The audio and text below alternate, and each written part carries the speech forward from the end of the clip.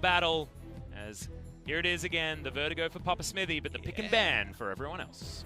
Well, I'll trade one for the other if we get some more interesting picks. SKT on the red side, who will they last pick for? I think it's time to last pick for Khan, obviously down on confidence after being beaten straight up in the laning phase. Maybe it's the time for your boy Jace or your boy Fiora in order to hit the Rift. Yep, and he's also, you know, he's been on the Victor duty so often. I want to see him on one of these brawlers, one of the bruisers. Really go back to his roots. I mean, he was the Jace guy, he was the Fiora guy. Lucian gonna be their first ban. Cassiopeia still available because of that, as Galio going to be the adaptation here in the draft for SANDBOX while they're on the blue side. Last time around, Rakan, Alistair, Urgot. This time around, it's Rakan, Galio. Well, Urgot be banned by SKT, a very, very frequent first pick in this meta. Waiting to see their read. Remember, they've been banning Camille both games so far. Yeah. Can you fit in the Camille ban anymore? The answer may be no. Well, it was their third and final ban after these two champions were taken away by SKT, but in a different order. So likely that still gets banned as the Tahm Kench, once again, going to be taken away from Mata. They are attacking his champion pool, and in Game 2, it definitely worked. I think you have to first round Thresh if you want it here, SKT. Feels like it should be very high priority when the bans towards Mata appeared to work more often than they didn't. Yeah. Final ban from SKT. Again, Camille been banned Game 1 and Game 2. Can Clid take a man fight? The answer is yes. Here we go. And Lee Sin versus Camille. Is that what we're going to get for game number 3? Exactly. Well, OnFleek can actually first pick the Camille if he wants to, but the Aatrox still available, and that's the one that's going to be snapped up. There are so many key picks here in this game. The Aurelia, the Akali, the Urgot. Oh my goodness. You can go all the way down the line, but it's supports that I think need some priority here because we're running out even after the first round of bans. Joker's most known champion before LCK is Morgana, so I imagine he'll be considering Morgana for the lane power there. SANDBOX passed over the Urgot, will be left open to SKT. 3 games in a row of the Aatrox, and Faker theoretically could be back for the 6th outing on the Urgot. It's cleared. What does he want to take into this one? Is it going to be the pick away? No, it's going to be the Alistair. Mata. This is what he does. This is what he does. When Mata says, I want to win, he picks up the cow and he headbutts people away from his trophies. Counterpoint. He carried an early game in an elimination game 3 and lost the game on Alistair against Damwon Gaming in the Kesper Cup. And it's a blind pick Alistair first round on the red side. A very big reach for Alistair, and it does mean they will actually lose out on an Ezreal as SANDBOX Gaming take it away for the first time this series. Yep, Ezreal going to be locked away, so SANDBOX, what are they going to decide to go with? The Akali, of course, still up. The Aurelia also still up. Still so many big picks available if SKT want to answer with one of them. But this is a very powerful top side of the map that we're already looking at for SANDBOX, and one that they've already shown they can win on. Could take jungle and double ban jungle here, because I think you want to leave the doubt on whether it's a Fiora last pick as long as possible. Oh, here we go. 80 carry and jungle is what we're expecting at Faker and Teddy's picks. They take the Kai'Sa. They go tier list if you are judging by the LPL. We'll want to farm it out with so much hard crowd control to make the Kai'Sa work later.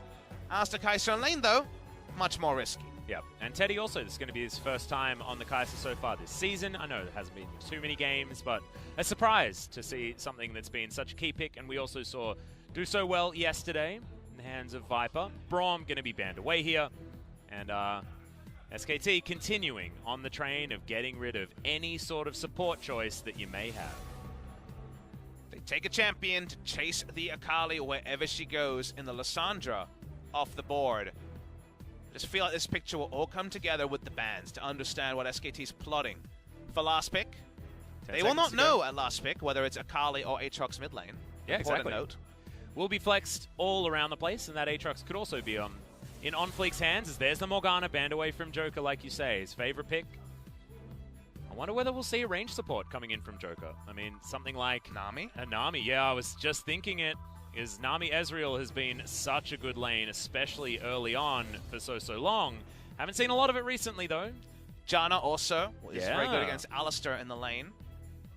I feel like it's a bit of a free lane situation, though, with the Alistair here, so you can pick basically what you want.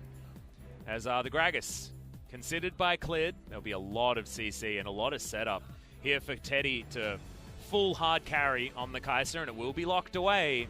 No ambiguity because that Alistar will be moving towards the bottom side unless Khan or Faker want to play the Gragas solo, but most likely that is the dead giveaway. Khan has played at top lane before against Jace, but not into these matchups we're seeing on screen. Nautilus support is another hook support that's not banned away. They'll give themselves some more time. Surprise, OnFleek will be playing Camille. Wasn't banned, you'll notice, by SKT. Yeah, it went really hard to try and get Joker back for banning all of Marta's champions last time around. And there we go. That's locked in, but now 18 seconds. And what else are we going to see? What support will Joker be pulling out here? And it could be the Lehen special in the Fiddlesticks. 7 seconds to go before we figure that one out. And man, speaking of Lehens, the Shen going to be locked in. They're saying we'll just take a lane that's not necessarily as powerful and play it into you and give ourselves the Shen to roam around the map, create 2v1s whenever he wants. This is such a step down in lane priority for going Shen over the other options here, the 2v2. Yeah. It's not going to be great on the side of SANDBOX. Waiting for the final pick here. Gangplank, actually, is the pickup from SKT. So inspired by Nogari is Khan. You have to think Gangplank top lane, trying to farm against Aatrox and not die to every Camille turret dive. Yeah, exactly. It's going to be a scary one, but something that Khan can certainly play very, very well. We saw it all last year, and SKT managed to dismantle a GP last time we saw them take on a Freak of Freaks. So whether that is going to be a good sign or a bad sign, we'll find out as we get into the game. But I'm looking at this SANDBOX draft, and I'm seeing priority almost everywhere with what they've picked up. And a slight difference. We hit 20 seconds, and that's an Aatrox top lane. Wow, okay. That changes things a little bit here. When it comes to matchups, Aatrox going to try to squish Gangplank, as you might imagine. Farming it out in the mid lane against the Urgot. The shorter lane suits the Akali a bit more. Then we saw this matchup top at Worlds. But Shen support's the one that's the head scratcher for me.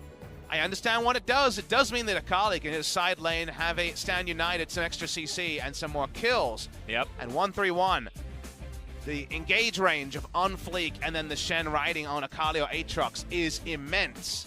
But it's sacrificing the 2v2, and largely Joker's been playing only range supports to reinforce the 2v2 for SANDBOX. Yeah, and also giving Teddy a free lane feels like the party foul when you're going up against SKT. And how did they win last time? They Dravened him. And the Ezreal Shen is not going to be able to Draven anyone. This is true, Atlas. Yeah. Succinct, on point. And Draven, as you notice, not banned at all because the Ezreal was picked up in his stead. SANDBOX obviously have a plan. Their drafts are being creative. Let's see whether it works as we hit the Rift.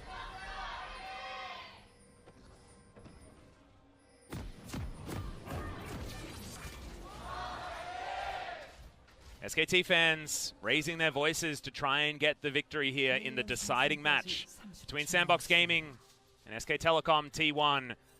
The Dream Team would not want to fall down to a team fresh out of Challenger, previously known, of course, as Team Battle Comics. SANDBOX clean swept their way through the promotion tournament, but then got smashed out of Kesper Cup very, very quickly and weren't considered to be a top contender here in the LCK. I think most people had them down in the bottom three. And I think clean swept is an overstatement given they did come from the losers bracket. Damwon Gaming were the fastest team to come through the promotion tournament. And That's true. MVP's era ended at the hands of SANDBOX. What does it all mean? Cleared going to be on the Predator jungler. Real chance that OnFleek, just like he did in past games against Peanut, goes relentlessly aggressive and makes Gragas accountable for every camp he wants. Well, at the moment, they're going to try and make him accountable for even the beginning few camps, as that is very deep vision put down on that Bramble back very early. Khan actually going to switch it up. He's going to move towards the mid lane. We've seen a lot of this where solo laners aren't necessarily called mid or top anymore. And it was SANDBOX Gaming that I think was one of the first teams to make that switch up when Summit went for the Darius in the mid lane. And the next levels begin. Standard jungle path of red to blue, bot side jungle from Camille because you can jump over the wall. However, smite battle might happen. Both junglers have smite. Yep, cleared. Wants to try and challenge for this one. The patience is going to still be there as Marta makes first roam. And there's the body slam. Dove is going to have the inside track, but OnFleek still might have to get himself out. Actually decides to go aggressive as there's a headbutt onto Joker, trying to make sure that he doesn't get it, and that's going to be first blood going over to Dove. It's a complete disaster here in the Dragon Pit. 1 for 1 in the end, as Dove does have at least the Shroud for a moment, but has to flash in the end. So far, a lot of action, but relatively even. And a very peculiar set of action because Mada's level 1. It's not level 2 Alistair that should run the show on a gank like that. On Fleek smart to go back in, get a kill involvement, and leave. But extra summoners blown means that Gragas with Predator can do some good work in a couple of minutes. Let's have a look at this one again. And On Fleek had the option of hook-shotting back over. In the end, that wasn't what they went for. Get the kill onto Clid. Cleaned up that time by the Akali. Joker goes down. He used his summoner as well. No flash Shen bot lane. It's pretty sad. It's top side. Yep, Faker top is going to have to use his flash. Decides not to go for the fat flash over the wall, but instead is going to take the safe route south. Summit now with a huge minion wave, though, that's stacking up. And Faker with not too many easy ways of getting towards it without being in a lot of risk going down. Simon only interested in thinning the wave and keeping it around this scenario. 1 minion going to bounce into turret, not ideal. But very good lane positioning against an opponent who has no flash, and 2.5 minutes before he can have a ghost or another thing from his unsealed spellbook. Yeah, exactly, and we'll see whether On Fleek is actually going to come back up here. The Gromp is being dealt with at the moment, but Faker probably looking to try and reset this one into the turret and look for a teleport to make his way back forward. As Ghost doing what Teddy did to him in the earlier stages of the game. If you remember back to game number 2, the Draven wasn't all sunshine and roses. In the early game, it was a lot of Teddy bullying him. That was teleport timers as well with the Sapphire Crystal start that we don't see. Coming in from Ghost really is suicide if you go Sapphire Crystal start with a Shen support. Yes, that doesn't sound like a good idea. Doran Shield, one of the least seen of the Ezreal starting items, but understandable. Just all the long-range poke that the Void Seekers being sent out by the Kai'Sa can put onto the duo lane of SANDBOX. Well, Summit on his turn on the Aatrox up against Faker, having a rough time. The classic Worlds matchup of the Urgot Aatrox that we saw almost every single time. Currently Faker just smashing these minion waves over and over again into the top lane outer turret. He's going to have another back here as well, as Clid couldn't find any joy in the gank. It's often the right way to play the lane is do your best Aurelion Soul impression in tricky lanes where your summoner is down. Yeah, I like it. And take shots when you can get them and know that the chances of full punishment when there's not 5 points in the queue on the side of Aatrox are pretty minimal. All right, now Clid, I think going to be spotted on that ward as Marta coming on over here as well. The Clid Marta show, you mentioned, you were talking about JD Gaming and what Clid would do, taking his support and just running around, trying to get the map working in his favor. And Joker, I don't think this control ward's going to go down for free as Clid finds the body slam. Marta actually flashing in a very weird way to try and get himself over to the other side. Not entirely sure what that was about, as now Clid will be the first one to go down. On Fleek, very, very low, but still has 200 health to work with. Headbutt to safety here as Marta delivers On Fleek towards Teddy. I said safety, I was lying, but SANDBOX still able to trade up elsewhere on the map. And they're lucky that the experience bar isn't fuller, because if level 6 is hit by Akali, and more kills will be going the way of SANDBOX. Marta there thought Shen had flash or expected the taunt over the wall, doesn't see it, ends up looking silly. Overthinking there, next level that isn't pulled off, and Shen Ezreal get one of the few preferential back timers. Let's understand this one. Headbutt, pulverize, stun, and then Marta's already gone, and Stoker says, maybe I'll hold on to the taunt. Maybe that's not where I want to go. Yep, and I see it now. I see the idea there, but did look a little bit silly. Old man mechanics actually working out for Joker in this particular instance, as On Fleek does get taken down. It was a good special delivery over to Teddy there when it felt a little bit like a headbutt to safety, but SANDBOX still absolutely ecstatic out of that early exchange, and it means that as the dust settles, 4-2 is the kill score, and that gold lead that SANDBOX had already built up for themselves still there.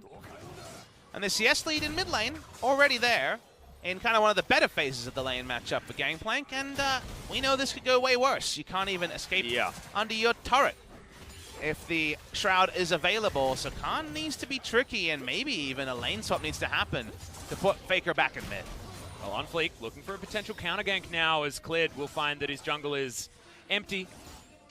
No Bramblebacks, no red buffs. Red is going to be taken for the second round here on both sides of the map by OnFleek. Khan's going to eat some oranges, but it's really not feeling that K here in game number 3. You know who's feeling K? It's OnFleek, who finally got to play as Camille after 2 games of bans. This guy was the guy we originally thought was Jug King. We learned that was the young 17-year-old jungler. Oh! On down 1, his mid lane's dead. Yep, that is no longer a Khan. That is a Death Chamber. He's down to Davy Jones' locker, and that is not where you want your pirate. Remember the ward that saved them from ganks like that against a previous Camille? Not there this time. Yeah. Easy flash over. Things go from bad to worse in the mid lane for Khan. We're talking about mentality. This is not looking like the clean and calculated SKT that we saw in their first 2 series. They were able to navigate Galio comps. They were able to navigate all of these teamfighting compositions with finesse. But this has not been finesse so far. 7 kills in the first 8 minutes, and they've been scrappy. Clid now just desperately trying to lock down his own jungle camps, which is not a position that we've seen him in so far. Pre-10-minute Gunblade, not the position many Akalis have been in, and it's close, Atlas. Oh, wow. 3-0-1. Dove was over-aggressive on the Aatrox. We're going to see this one again on Fleek. Pretty standard on Fleek Camille being shown in the mid lane. But it's pretty standard Camille in general. Again, they had great wards below the torch. On the bottom side of the map, we're zooming out, just where OnFleek to the left of where he's standing. He's back mid lane, but there's a counter gank. Yeah, Clid's going to come in, gets the boot back underneath the turret, but the Hextech ultimatum is there as Khan is going to be traded. A 1-for-1. You'll take that any day of the week as Joker, he's going to turn up, and they're going to shove this minion wave into the turret. A trade kill, a trade of summoners, and all these plays happening before Joker has hit level 6, so he cannot respond with the ultimate top lane Faker. Yeah, taking a lot of damage here. World Ender held on to. And it was the Ignite used, and turret plating going to go down in the mid lane. So Faker not going to have that combat summoner, and now you can see how far back he is on the top side. Getting towards 3,000 gold before we're cresting that 10-minute mark that you're talking about. OnFleek comes through a ward this time, but Grog is there to counter gank. However, Khan's lower level. Khan's been out of the game for a bit of it here. He will still go down in the trade kill, and a trade of summoners probably more impactful on Clid than it is on Akali, who sometimes doesn't take flash at all. Yep, and Dove going to hop underneath this turret now, and Summit on the Aatrox and Dove on the Akali. It's pretty easy to dive anyone, and World Ender almost unnecessary as Summit's just going to use it to get his health back. Dove gets out, Marta's waiting, but this is a cow without a stable hand. Ain't no one else there to help him out, and he's not going to be able to survive underneath that turret. 6-0-2, Aatrox and Akali. The solo lanes here for SANDBOX Gaming. This is with SKT having overall last pick and putting Khan in the mid lane. Summit style, like we saw from SANDBOX Gaming in week 1. And now Teddy has to contend with a fed Akali really early, and before he has 2 items and maybe some friends doing damage around him, Akali makes mincemeat out of a Kaisa. Yeah, it's sort of making me feel a little bit like we're watching a Batman movie, though, you know. And you're talking about Teddy in this 80 carry position. He was forged by play like this. The rest of his lanes, 20 CS behind, losing out on those kills, but Teddy still getting the farm, getting himself to this terrifying Kaisa state. Can he do it this game is the question. Still very early days. SKT still with so much star power on this roster. But it's getting more and more difficult. These SANDBOX players. Joker navigating towards level 6 very nicely, dying just once, but picks up 3 assists in that first skirmish. And now there can be a Shen delivered to any of these dives that SANDBOX can put together. But also, Atlas, we're in the mid-game, and we've already had a good one and a bad one from SANDBOX Gaming when it comes to growing and turning the early game into the mid game in a positive way. Rift Herald's a nice start. The Shen ultimate papers over some of the other problems, so being 5 CS ahead with the Shen support, you feel pretty good, but Ezreal known to do what it says on the box and always be competitive. We can't give them the full benefit of the doubt. It's not week 6. They haven't done it again and again. They've flattered to deceive. Let's see if SANDBOX Gaming can continue to trade up, because they've been pretty good about that so far in games 2 and 3. Yeah, they got a heck of a lot of wards around this Rift Herald that they just took. OnFleek now looking for an opportunity to utilize it as Joker is going to get booped. Voidseeker is going to land there as well as Joker just trying to offer some damage back, but now the threat of the surprise no longer there for SKT. And On Fleet going to take yet another red buff. Clid is just not allowed in his own jungle right now. It's Joker clearing out all the vision that he would like. Joker going to get delivered that Ghost going to get delivered that extra gold. Ghost also gets to just throw down Mystic shots and slowly siege. Now, slow is the word here. Kai'Sa and Alistar very good at trimming waves. Not early enough in the game for that to be important. And Clid has Predator to back up. Is spotted by the nice ward down the lane there. Yeah, immediately spotted by Mata because they knew that something was up. This outer turret seems likely to last multiple more minutes unless the Camille really is able to warp the map state with the use of the Rift Herald. Yeah, 2 turret plates down in the mid lane, 1 down on the bottom side, and 5 still standing on top. So like you say, things doing okay for SKT in that regard. But Summit is also removing Clid's jungle, and this Gragas is 2 levels behind and has basically no jungle that he can safely go to. SKT feel more difficult to execute in a team fight, and when it's not a team fight, we have the coming piggyback down. system. Yeah, looking for Faker, gets himself the taunt as there's the Infernal Chains. Not going to pull him back, but the hook shot's going to stun him up, and see you later, Faker. You do not belong on the bottom side. SANDBOX pick up the kill, and they've got 4 turret plates to get through down here as well. And when you actually get through lane as Shen support Atlas, let's remember what we were researching pre-series. Faker with a very low kill participation, around 55%. Yeah. We know that means a lot of things. It tells us they're not team fighting a lot with Faker. He's in a side lane, 1-3-1-ing, and piggyback is a great way to take down one person, and Shen does it best. Shen is actually, he's got an ability that should be called piggyback. Yeah, Stand United. It's just another word for piggyback. It must be, as Clid relegated to under his inner turret. Dove is going to land the backflip shuriken. Half the health bar of that inner. First turret going down, 5,000, close to 6 is the lead here for SANDBOX, who have come alive in the deciding Game 3. Momentum is so important. And understanding that you didn't have a lot of expectation on your shoulders, SKT with so much. They built this team to win. SANDBOX, the brand new squad, coming over, not even the team from Challenger with the most expectation, and already looking towards an undefeated in match score first 3 series in the LCK 2019. Very exciting for these guys. And with SKT, I just can't get past these 2 drafts. The, I guess, disrespect on the Draven that was very consequential in the end without being MVP in game number 2. And then now in this game, it's kind of random GP. Like, you can understand Nogari going top lane, farm lane, and doing his thing. W2D2 Gaming have shown zombie pushing. Let's get a lot of gold onto Nogari and win strategies multiple times in Kesper Cup and SKT series as well. But here, yeah, interesting to send in mid lane against a champion that, yes, got more extra gold and started killing him solo earlier. There was always a bit of timer on that. What it all means. The painting that we're seeing painted by SKT, I'm not sure I'm a fan. No, I don't think so. However, 15.5 minutes into the game. Still, I know it's the dirty S word, but Gangplank and Kai'Sa almost require you to say it. Scaling is an opportunity here, but if you look over the other side of the map, Aatrox does great things. In the late game, he can kill an entire team by himself. Akali as well, so incredibly slippery and such high damage potential and survivability with the passive that you get. But they got nothing right now, Atlas. 2-item Ezreal. Yeah. The bonus Oblivion Orb on the Akali.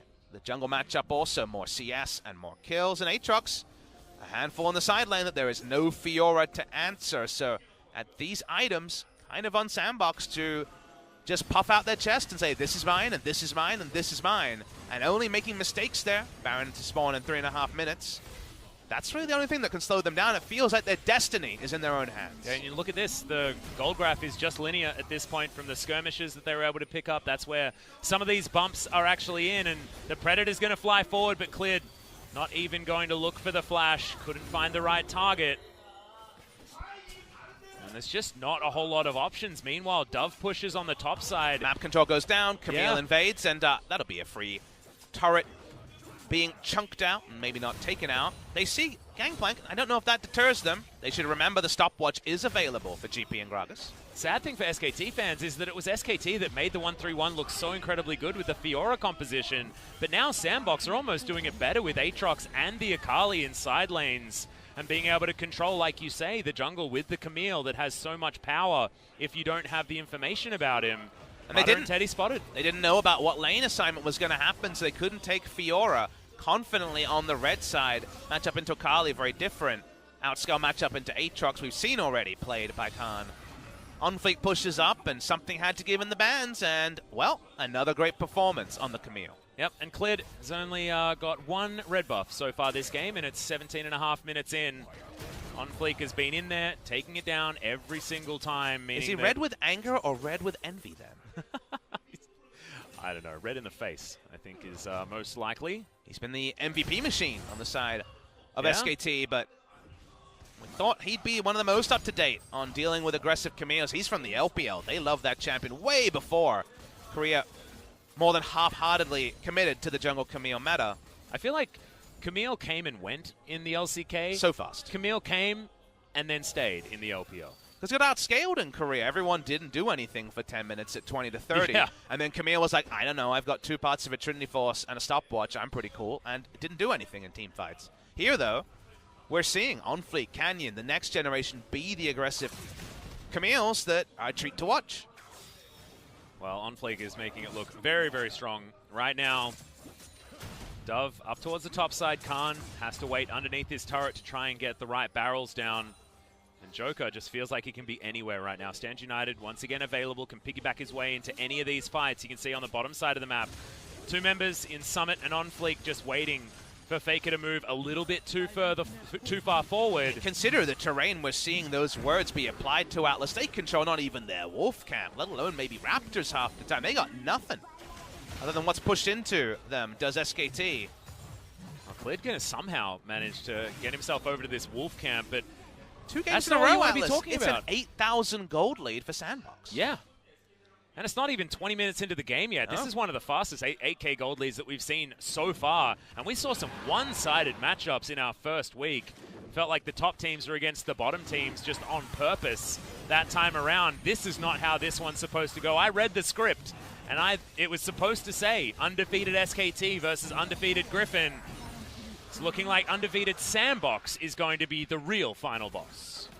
Is putting some separation between 2 teams that were occupying the same tier in a lot of people's minds. I was always Griffin a little bit upper because just the style of what they show is so next level in so many games, but SKT had probably played better if you incorporate yesterday's Griffin series where they were so lucky to win game number 1. Can't say the same now after we have seen 2.5 games in our first series of the night, guys. After a shorter break, because we are not going to be finishing early, will be Africa Freaks versus Gen G, 0-2 versus 0-2, but hopefully with one team being a Casper Cup runner-up and the other team being with a roster that you can feel really good about, hopefully that's a short-lived struggle rather than a season-long struggle for those 2 orgs. Yeah, we saw Kingzone versus KT definitely delivered yesterday as well, so you might look at the scoreline, but the game's certainly exciting and Kingzone able to fight back, so Africa Freaks still desperate for a victory. Gen G, after losing to this particular team, might be on a bit of a high, knowing that they were able to also potentially take down SKT. That is what it's looking like right now. Leads like this can be overcome. It just sucks to play against Shen in a 1-3-1 versus 1-3-1 comp like this because both those DPS dealers are snowballed and have a Shen. So you're giving up so many more minion waves and so much more turret damage to melee champions than you ever would. Without a Shen to talk about, the Shen support shouldn't have got out of lane. That was our first estimation. It did, and now it looks real good. Yeah. As SKT, they have to go in a conga line just to go into melee range of OnFleek.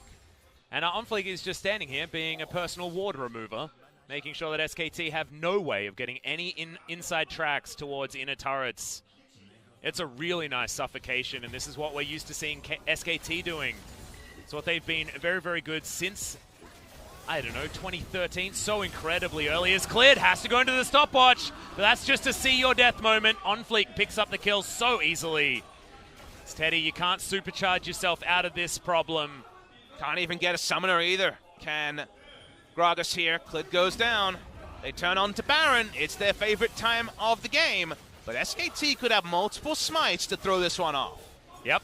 Faker doesn't have his just yet, but does have teleport available. Khan wants to try and keep this minion wave in check so they don't lose out on too much, but half the health bar now on this Baron buff as Mata gets a decent pulverize, but has to use the ultimate so incredibly early. Khan has to run away, and SANDBOX Gaming, they want to try and get something from it. They do manage to pick up the cow as Teddy takes a bit of damage off the back end, and Khan has to flash to get out.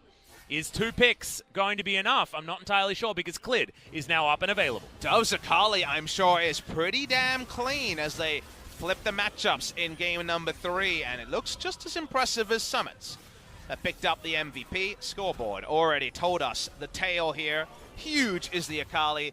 Baron pressure, enough to draw out another kill, but like you mentioned, not the most Baron damage on this team. You want the Aatrox, Shen, etc. to be looking for the turn, so I think SKT can be a bit more liberal with how much time they allow the Baron started in darkness. Yep. And Clid would have died to that Mystic Shot, so did have to go into the stasis in order to keep himself alive for a little bit longer, but honestly didn't really mean too much here. Watch Summit's damage, though. This is onto an ulted Alistar, can wait it out, and then says, oh, I'll take that, thank you very much. Yep. True Shot Barrage probably would have been able to net himself that kill, but decided to pick that one up, and you can see SANDBOX coaches, high expectation coach on the left. Pretty good. He's Yeah, exactly. Yes, you're winning, as you should be. Yes, it's normal team fight against SKT. I believe that's a direct quote. Would love to have our observers and the show producer give us the post-game Nexus exploding reaction, though, because that's where you should be overjoyed. Way better than you could expect from SANDBOX to be 3-0. Yeah. Already. Eclipsing the Kongdu that went 2-0, then fell away quickly, and they want more. Yep, Mata, I don't think he has that ultimate available, but Cannon Barrage does come in, and Teddy goes for the ultimate. Doesn't find the Acathian Rain onto OnFleek, which is exactly what he was looking for. We saw Viper was able to get that one pick-off on the jungler in that teamfight at about this time for Griffin yesterday. Not to be the case here for Teddy today, as Summit continues pushing waves towards Khan. 4v4, Gangplank ult, no problem. Like you say, too short. I mean, the Q wasn't going to follow and pick up that exit kill onto OnFleek. He's back already. Flying into vision here, as you could see. Spots award, and what he's been got doing. a little bit of everything, Atlas. That's a Trinity Force at a more respectable clip. And the budget Guardian Angel in the stopwatch. Here we go. Yep, Summit is going to get headbutt pulverized. Does use the World Ender here. Fears all of the minions, but not SKT. The 5 members are looking for their team fight. Ultimate is going to land onto Ghost, but not Arm. That was the start of the fight, and SKT do have to back away. Bashing their heads onto the closest door a little bit here. SANDBOX playing one lane for a bit too long. The Baron, to their credit at least, they're not too hard of the pain about that one. Inferno feels like a great fallback Drake. As, no. Ghost didn't get it? Maybe. Actually, I didn't notice. Yeah. I was focused on the Drake. I'm not used to Clid getting red buffs, so I assume Ghost picked that one up. Assumptions. I want to so damn risky in LCK Spring. The new blood rises, Atlas, and all these assumptions about what a game should, will, might be like, all going down the toilet more often than not. Yep, and I want more of it, Papa Smithy. SKT want more objectives. They ain't got none in this game. Nothing. No. It's not a perfect game, but oh boy, is it close. Teddy wants more protection. He's going for Azonya's Hourglass as his next item. I was wondering what the 2 amp tomes were doing in his inventory. It's going to be more of that AP Kai'Sa flavor. We saw the LPL's a little bit more favorable towards. We'll have the triple evolution with this particular build as well. Over 10,000 gold lead, never got this big for Griffin to have to contend with. And yet with Kai'Sa, you remember a pentakill just yesterday and you wonder, do you dare to dream for an SKT fan? Usually fandom does bring things like that, but it could be shut up so quickly with the next Camille ultimate or Akali, leveraging the 3 items she has way, way quicker than you would like. Yep, and Joker does have that Spirit's Refuge to get out of the auto attack damage, at least from Teddy. The Cathian Rain's still going to hurt, but not too much. The Knight's Vow is picked up as Khan. Infernal Chains are going to work out here. Summit does have the GA to be a little bit more aggressive underneath these turrets. Both of the solo laners, as you mentioned earlier, but still no deaths to their name. 2-0-2 for the Aatrox, 5-0-2 for the Akali. 1,000 gold bounty and OnFleek, just the gatekeeper of the top side of the jungle. Dove coming in, wants to try and take down this inner turret, but Faker does at least have the Purge to get rid of these minions relatively quickly. Inhibitor turret on the bottom side, though, you can see picture-in-picture getting taken down very, very low by the Aatrox. Khan, not a whole lot he can do to stop that one from going down. Still a pretty slow siege. Yeah. SANDBOX not looking for anything as bold as a Camille turret dive or Zhonya's Akali trying to zone harder. Means that it's only inner turrets that have rolled down. Feels like perhaps it was ready to go on the side of SANDBOX to truly close the game. No game is over when the inhibitors are still alive. Yep. Cheeky tactical sweep there, but Faker not going to be worried about it. And SKT still, they look like they're hungry to try and find something. Teleport from Faker towards the bottom side. They want to get rid of Summit, but that's the special delivery on the Shen. And Khan might just be exploded. Summit trying to get that work done. Flashes forward. Khan trying to bait him in. The World Ender's there. They'll have to kill him twice. Now, make it 3 times with that GA, and Joker is in no man's land. Does get the kill, but look at this. SANDBOX, they don't care. They're just going to break open the base. They take down the top inhibitor turret. They'll take the top inhibitor. SKT, they've only lost Khan. They've traded it for Joker's life, but Summit, he survived. I believe GA still intact. And the fires are still not put out, Atlas. You still have gone nowhere near Baron to put down any vision there, and Baron will be a very soon objective. For the side of SANDBOX, you lose 1 inhibitor. It's the top one, so at least you can push those minions out and be close to the Baron. It's Camille. Yeah, Flash is going to come in here. Teddy might have created enough distance here. He's on fleek. He's going to be safe for the moment. Dove hanging on over, and the vision, like we were talking about before, has been eradicated on the top side jungle, so Teddy can't move any further. I'm the world's worst Camille, so I appreciate all the auto-threading we're seeing. Is this the replay of the play? Shen able to join. It's a support Shen, so nothing doing. The ult's early, so it's not the biggest shield. Summit just says, I'm bringing someone with me, and it's, of course, the MVP of the summer season in Khan, who will go down. They eventually lose Shen, but for an inhibitor turret in the bot lane, and both the inhibitor turret and the inhibitor on the top side of the map, I'll call worth. Yep. Umbral Dash is enough to get him over the wall as well, meaning that didn't need the flash for that one. Used that to try and get on top of Khan, who answered it with his stopwatch. Now Khan actually going for a little bit more of the lethality build, as Joker might have been a little bit overextended, but can you be when you're this far ahead as Faker? Last hit of that Q from Summit could be a problem as Marta dives forward, trying to find the engagement they're looking for, but Teddy is being ripped apart and immediately taken out with the Hextech ultimatum from On Fleek. True shot barrage across everyone, and SKT, they tried, they went for it, but it is not enough, and SANDBOX Gaming will be able to take Game 3 against the Dream Team. Straight from Challenger, looking so damn good. What a beautiful sandcastle made in this SANDBOX. It's looking pimp because they're going to beat SK Telecom T1 and inflict the first loss on the Dream Team at LCK level. Yep, nothing that they can do. No one alive to defend this Nexus. It's a Stand United onto Ghost and a Stand United basically for this whole SANDBOX squad. Everyone doing what they needed to do from the early skirmishes to the rest of the game. Just didn't look like there was a way in for SKT, and you wanted to believe after what Griffin did yesterday. But we were waiting, and then the Nexus exploded. Just feels like the last 2 drafts were not SKT tier. We got to see as both they sides were in the Zephyr. past. The Draven that seemed pretty unaccountable. And then this particular game, they had last pick, but I want to more focus on the good that was done by SANDBOX. They had Akali Aatrox. You have no idea what lane they're going, and remember the Lissandra ban to say, hey, you can't just chase who you want. You're going to actually have to pick your poison. The poison was the Gangplank, and felt more like poison pills than oranges because he wasn't K. Yeah. He was behind from minute 1. Yep, he's breaking open that tooth and getting the arsenic out more than actually eating the delicious citrus and getting his vitamin C. That is not what you want to see out of the Gangplank, but getting the double A's, getting those batteries both games in a row for the victories for SANDBOX. Akali Aatrox probably shouldn't be let through, and I think that the draft will be rethought next time we go in. Some words may be had to whoever decided that this was a good idea for SKT, because their first draft was fantastic. It was the classic, yep, we're going to get all the globals, we're going to jump on top of you, you're going to die.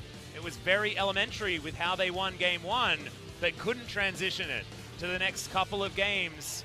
I can't get over Summit joining this team so late, never playing for a Freak of Freaks. Apparently the tryout went very well, and now suddenly they can both play Akali Aatrox. That was a Dove champion in the mid lane. Now both of them have been able to show the Aatrox, and the Akali looked even better this game than the MVP we saw come out in game number 2 from Summit, finding these flex talents in a meta where you have to be able to play those champions just like you did at Worlds. Suits SANDBOX Gaming so well, and they do it with such style, on fleek.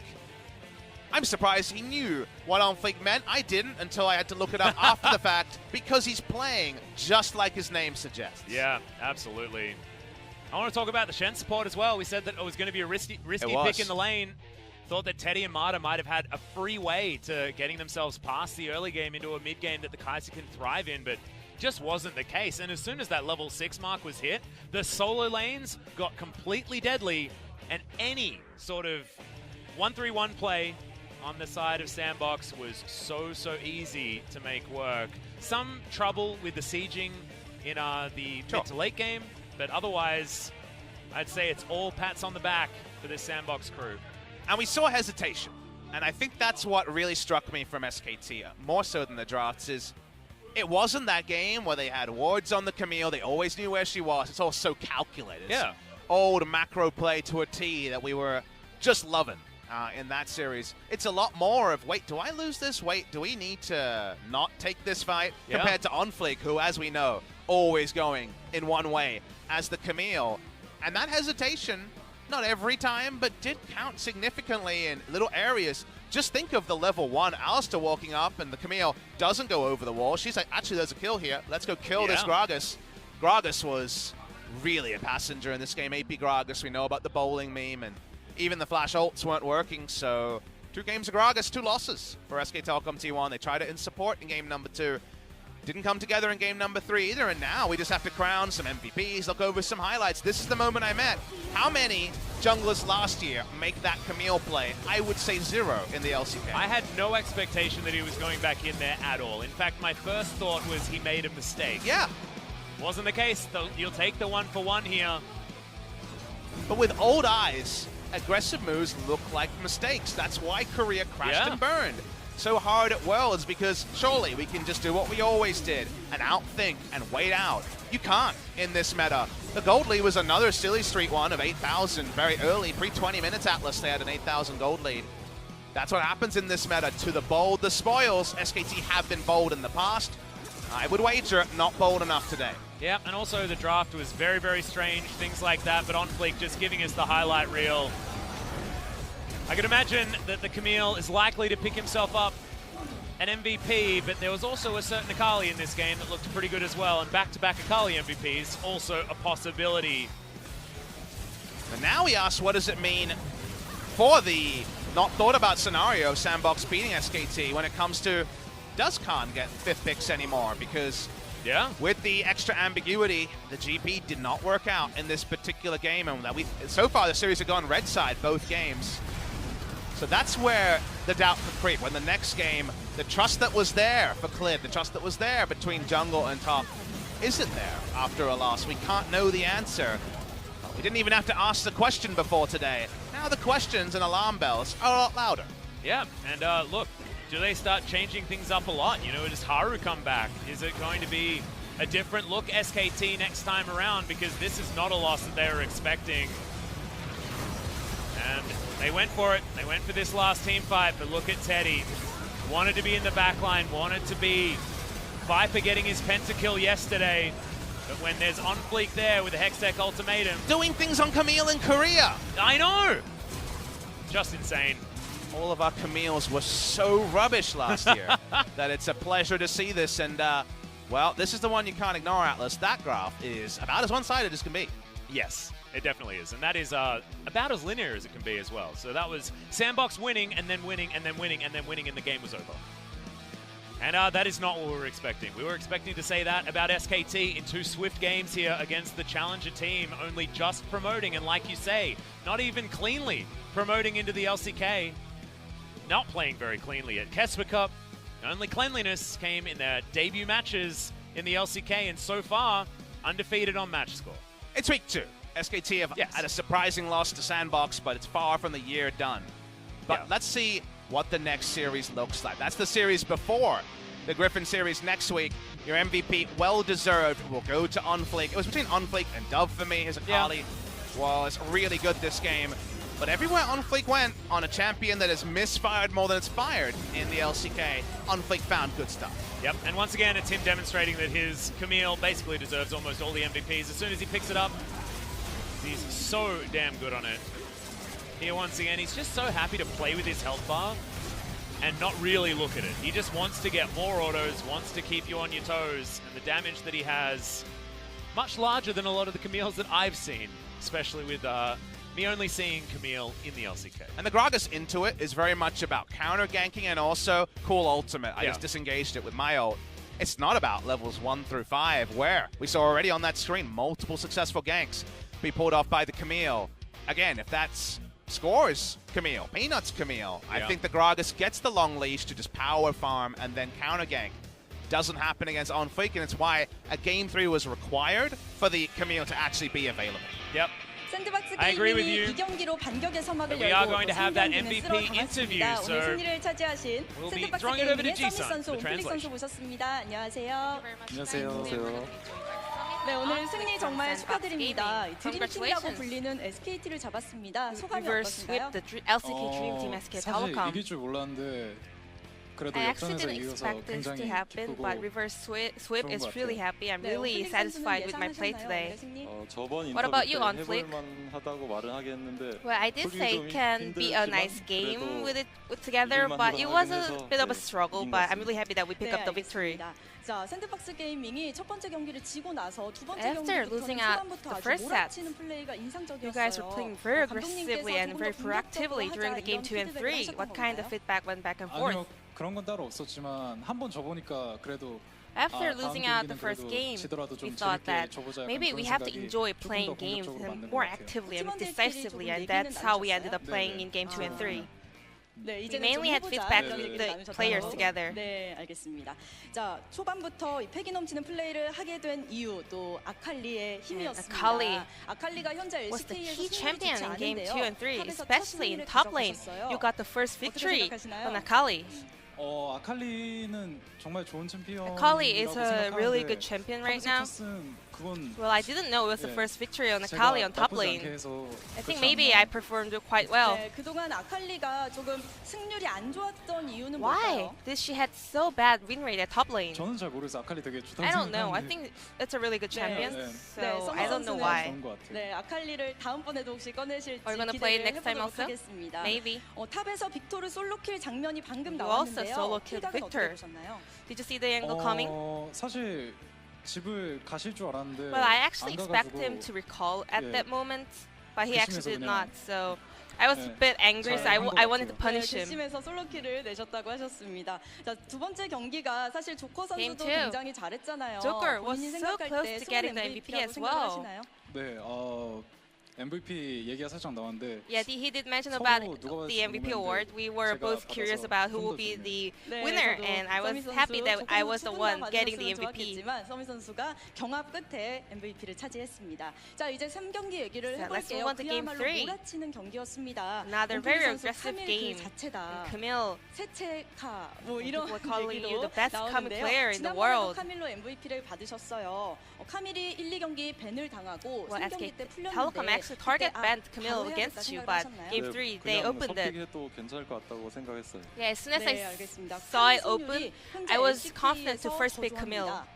본인은 카밀을 잘하는 이유가 뭐라고 Why 생각하세요? are you so good 사실 at playing 처음엔 Camille? 못했는데 이게 I was 계속 actually 몇 bad 번이고 at 몇 playing it, 번이고 but 계속 하다 after 보니까 숙련도가 a 많이 long 늘어나고 process of practices, I was 좋은 getting more experience about it, and 챔피언이라고 also 저는 생각을 해서 I believe Camille is a really good 숙련도에 champion. 따른 그 So if you get 챔피언의 used to it, 어떤 and if you have enough experience, 한계까지 이끌어내면은 you can 정말 play 좋은 up to the 챔피언인 것 full 같아서 potential of the champion. 저는 그 정도 되지 않나 싶습니다. I think I have reached the 저도 point. 그렇게 생각합니다. 카밀이 특히 갈고리 사용이 중요하잖아요. 갈고리 And 사용이 근데 skill, 굉장히 E-skill 어려운데 is really 어떻게 하면 important. 잘 쓸 수 Is there any 있을까요? tips? 일단 여러 번 사용해봐야 될 것 같아요. 저도 You have to 처음엔 practice a 거리 lot. 감각을 잘 몰랐는데 이게 It's 하다 really 보니까 hard to 이 get the 정도면 sense 거리가 of the 되겠구나. range. 그런 게 But if you 점점 play 감이 it a 잡혀요. lot, you'll 역시 get used to 숙련도가 it. 중요하다는 말씀이시죠? 네. 네, I guess 알겠습니다. practice 자, is what matters. 3경기에서 쉔 서폿이 나왔습니다. In game 3, you 저희 guys 모두, went with Shen support. 놀라는, 그런 It was quite surprising. 픽이었는데요. 조커 선수가 원래 첼시에서 많이 사용하는 And I heard 픽으로는 알고 it was one of the 있었는데 favorite picks 요즘에도 from 스크린 때 Joker, 많이 연습을 especially 하셨나요? during the Challengers Korea. Did you practice it a 간혹 lot 한번 nowadays? 한것 같은데 원래 Maybe 제 once in a 병이 while. 서포터에 되게 I mean, 자부심도 Joker 있고 has a 자신감을 lot of 많이 pride 가지고 and 있어서 confidence 언제 on 꺼내도 support 문제 Shen, 없는 픽이어서 so 한 것 같습니다. we actually don't need a lot of practice on it. 네, We're always 강력하게 ready. 이거 서포터 뱀이 And 많이 also, 들어가가지고 Joker 상대 claimed that he really wants 그라가스 to 정글을 할 play 거라고 예측이 돼서 Shen, and 그럼 we also 서포터는 predicted 하겠다 that Gragas will go 했는데 into 딱 jungle, 그라가스 so 나오니까, 네, it was a really 서포터는 nice situation for us to go with support 조커 선수의 Shen. 쓰레쉬가 밴을 당하고 나서 사실 카드가 뭔지 궁금했거든요. Yeah, we were 쉔이 all 멋진 wondering 모습 what 보여주셨습니다. Joker can bring 자, 샌드박스 when 게이밍은 they 다음 ban out 경기가 Thresh, and he was 하나예요. Shen, I 요즘 guess. 분위기가 좋고 또 만만치 And 않은 your next 상대인데 series is 각오가 against 있으신가요? Hana Life Esports, and they seem also really strong. 열심히 잘 준비해서 I'm gonna keep up the hard 부담감 work, 없이 잘 준비해 and I'm 보겠습니다. gonna get rid of all the pressure and 저도 perform well. 하나전 열심히 준비해서 하나가 요즘 Same, I'm gonna practice 공격력이 hard, 매우 매섭더라고요. and Hana seem really 저희도 aggressive, 더 엄청난 공격력으로 so we're gonna come 누르는 back 모습 with more 보여드리도록 aggressive play 열심히 against them. 하겠습니다. 네, 알겠습니다. 샌드박스의 다음 경기도 So 기대해 this 보도록 will be the end of the 하겠습니다. interview 저희는 with 잠시 Summit 쉬고 and OnFlake 돌아올게요. from SANDBOX Gaming. Thank you. Thank you very much, Ji-san. Thanks for the translation, and great to hear from Summit and on Fleek, the Camille god himself. And I just want to throw something out for Joker. So they were wondering what he was going to play if his Thresh was banned. Let me just put out there that Rakan, Tahm Kench, Braum, Morgana, and Alistair were also unavailable. So he had to reach real far down and found himself the Shen. That's a good thing about being an older person. You've lived a while. You've seen many metas, and you can pull back from that old bag of tricks. That trick was enough to take down SK Telecom T1. Huge upset in our 2-0 versus 2-0 clash. Looking at the time, it's about 7:46 p.m. Korean Standard Time, so about quarter past, I would say. Yeah. 8 p.m. is when our second series, Gen.G versus Afrika, should go live. Another 0-2 versus 0-2 clash. Yeah, so still even, and Gen.G now looking a little bit better, having lost to SANDBOX Gaming, but SANDBOX now taking down SKT. A lot of our power rankings need to be figured out. I think a lot of us need to go back to the drawing board and work out who's strong, and still some more wrenches to be thrown into the works after what will be about a 30-minute break. A short drawing board. I'll put my head down. I'll rest up because I think we could see some fireworks in series. There's a lot of proud players with a lot to prove and no points behind them. Well, the series that we were expecting to go long was going to be our second of the night, and already we've had a banger of a beginning series in SKT versus SANDBOX. Undefeated is SANDBOX now and not SKT coming out of it. Could we also have some surprises? 30 minutes and we'll be back.